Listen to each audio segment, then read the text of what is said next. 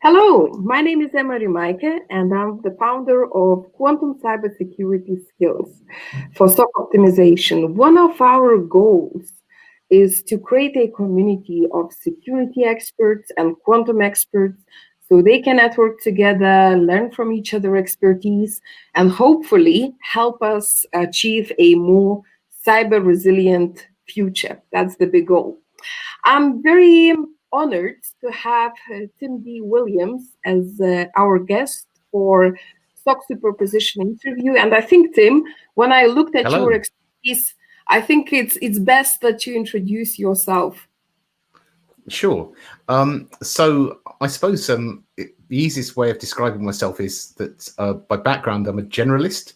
I did my first degree in psychology, and then I did a master's in information security. And for a number of years, I wasn't really sure which direction to take in life because I had many interests in different pies. But over time, what I found is that the field of information security and cybersecurity is one where it really helps to have a generalist perspective and to see the connections between different fields and domains. But that's the basis for having depth in the field of cybersecurity, because you see the entanglements between one domain knowledge, one area of human domain knowledge, and another area. And so really you can be a specialist generalist when you take an interest in this area. Fantastic. Well, thank you so much. So we discussed which questions we're going to be covering, and let's start with the first one. I've been reading some interesting articles where organizations, industry actually is exploring at more speeded rate how they could adopt quantum algorithms into existing environments without the need to create infrastructure. And the big goal is for the businesses to achieve extra agility.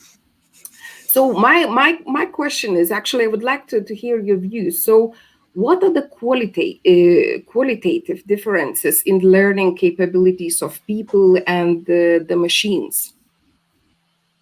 Thank you for that question. So, and I'd like to frame it in the way that you've described it. So you've described the problem as trying to introduce quantum algorithms into existing environments without introducing infrastructure in order to achieve agility. In answer to the question about the difference between human and machine learning, really, for this, I go back into the work of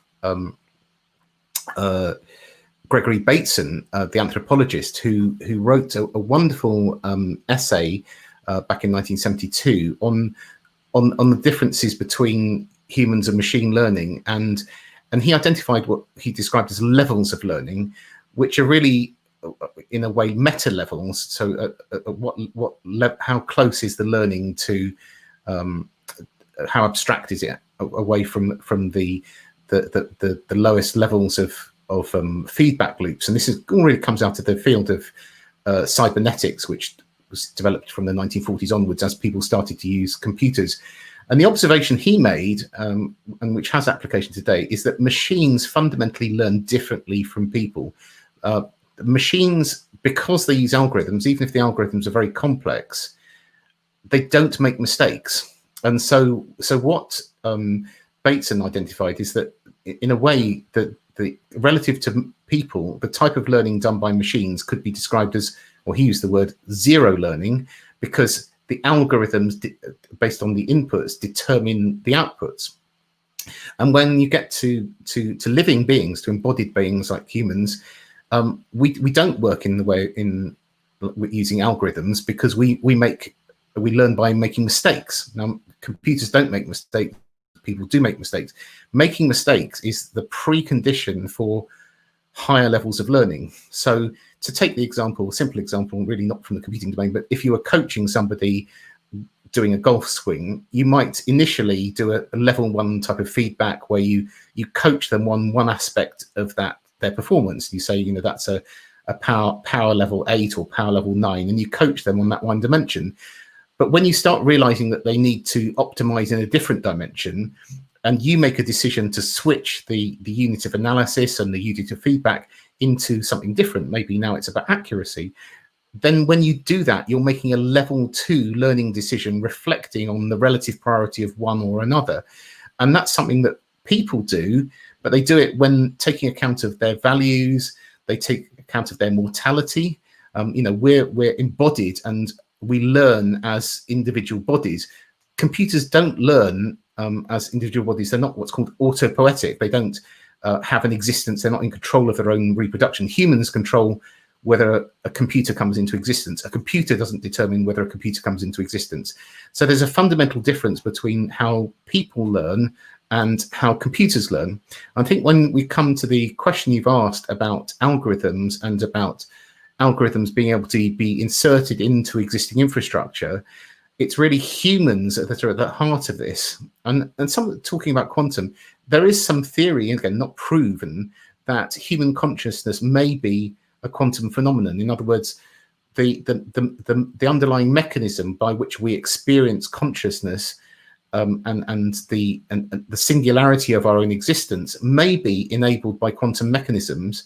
But at the moment, when people are doing computer research, they're not necessarily trying to create a replica of the idea of human consciousness with the idea of existence or of computers being self-aware.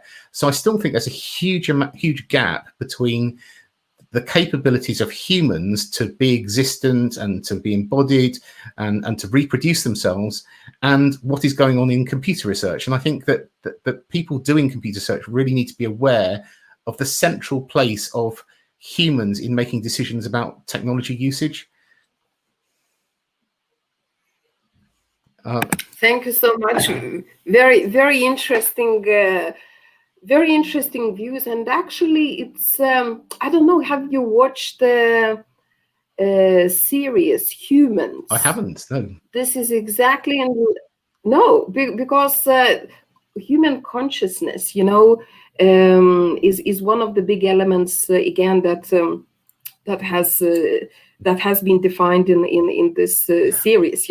I can recommend a book. Yeah. Jaron Lanier, the futurist, has written a lovely book some years ago called "You Are Not a Gadget," and that's quite a source of inspiration about, again, distinguishing humans from machines.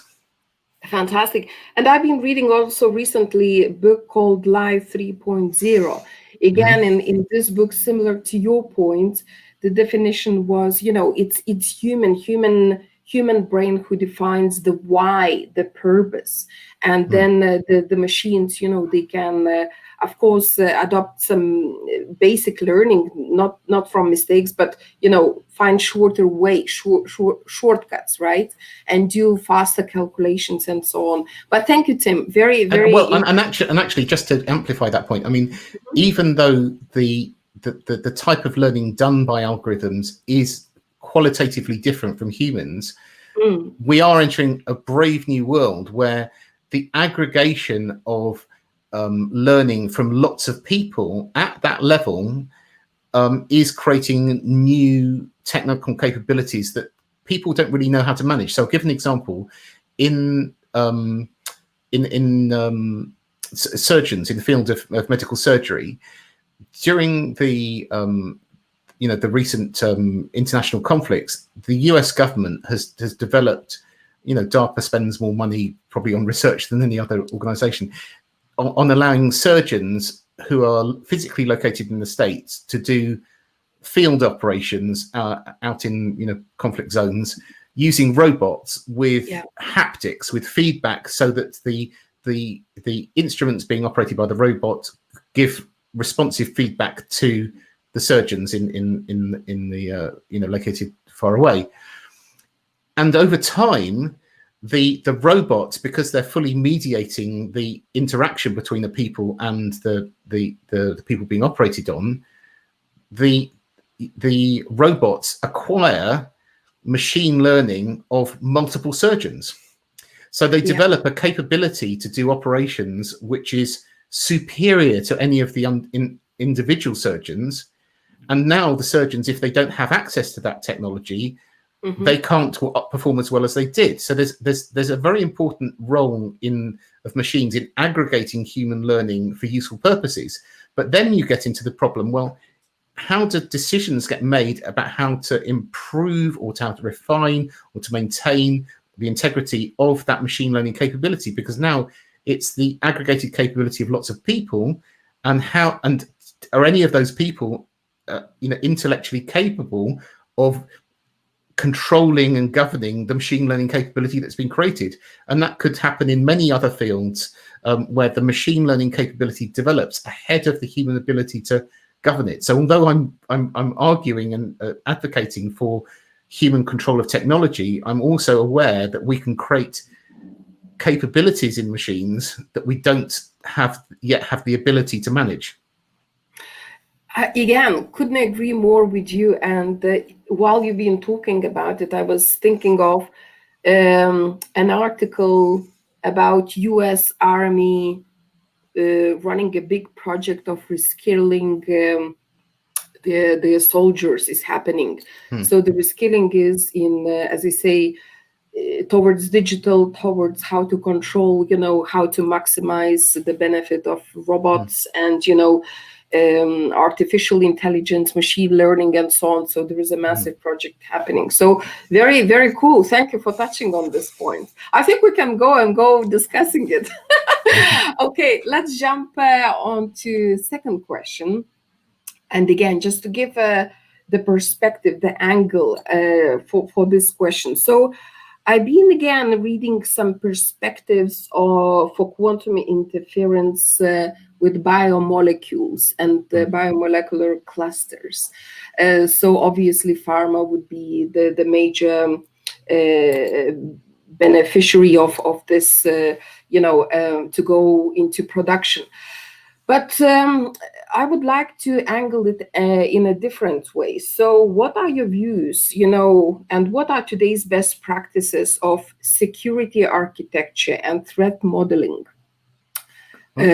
Taking into account, again, what I just said about quantum interference with biomolecular clusters, taking this perspective, this approach into security architecture and threat modeling today vs quantum future. What are your thoughts? Okay, it's a really great question. It's obviously a complex question. I think what you're touching on really is at the core of how we acquire and maintain knowledge of the truth. And these days we acquire knowledge of things that we can't see and can't touch and can't with our own senses, partly through sensors, which allow us to make measurements, and partly through models, which allow us to create representations of what's going on that we can understand.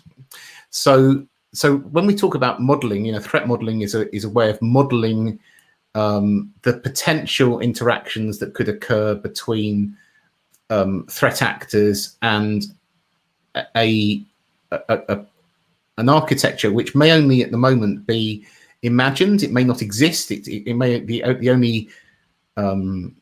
only existence that architecture has is in the model. And so we're trying, when we do that type of activity, to test the validity of the model before we incur the costs of going physical, of acquiring architecture and realizing, and also before taking any risks with people by exposing them to interactions with that new system. So modeling is really key to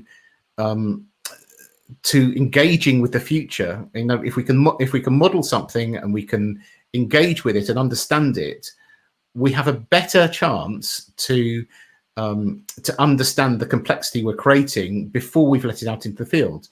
And reaching into, say, David Snowden's work on the Cynefin framework, complexity is really this not complexity, a complex, as opposed to, so complexity is what can exist in a sort of any engineered system, like an aircraft or a F1 car. But a complex system is an open system with dynamic interactions between different systems, different people, and when we get into complexity, the Cynefin framework would suggest that we have to probe, and then we have to sense, and then we decide. And so effectively modeling falls into this probing, this trying to understand. So I would say that a lot of what goes on in the world of modeling, both for threat modeling, security threat modeling, and for quantum computing, it takes us into simulated environments where we simulate things. Now, one of my interesting sort of ratios that I keep around when I was a consultant engaging to clients is what's the ratio of simulation to operations, if you sort of mean. So a lot of organizations will, if you go into IT, they will have innumerable environments. Everybody has development, test, pre-production, production, physical, but then you go into environments and you find that there's 20 or 30 different representations that they're working on, and they're not necessarily, they've maybe lost control of the relationship between the representations and the production. And when you come in as an outsider, you can see, hang on, the vast majority of these people are doing real work in simulated environments. Where are the people doing work on the real environment? Now, that's not saying we don't need to use simulation, but are we using simulation, and are we using modeling, and are we using representation in a coherent way, understanding, yes, we need to do real work in simulated environments, but the purpose of doing this work in simulated environments is ultimately to enable something to come into being in production, in what you might call reality, the thing that's going to touch people's lives. So I'm really interested in this ratio. How are we going to have a future world where, I mean, you could set in a big picture where you could talk about the training ratio. So in the military, as a percentage of the hours that somebody spends of their life, assuming they survive in the military, what percentage of their lives is spent in training versus what is spent in action? I think, in society is going to have to spend more and more time in simulation, in training, in order to make the right decisions in production, because foreseeing the consequences of change is getting more and more difficult. But are people really conscious of how much simulation is really needed, how much representation is needed? And are they conscious that when they are doing simulation and representation, they're doing it for a reason that relates to production or to reality? I'm actually seeing in real world some of the trends. Again, it depends. It really depends what on the solution. But I see some technologies that have the capabilities of simulate different activities, for example, verify security controls, right, in the production environment, because to your point, simulation environment or sandbox could be very different from the actual environment, and but again, and this actually leads to our third question, right? It leads exactly. So I think we're gonna make a little break, and we're gonna have a separate recording to cover the final question. So see you shortly. Seems. Thank you, Tim.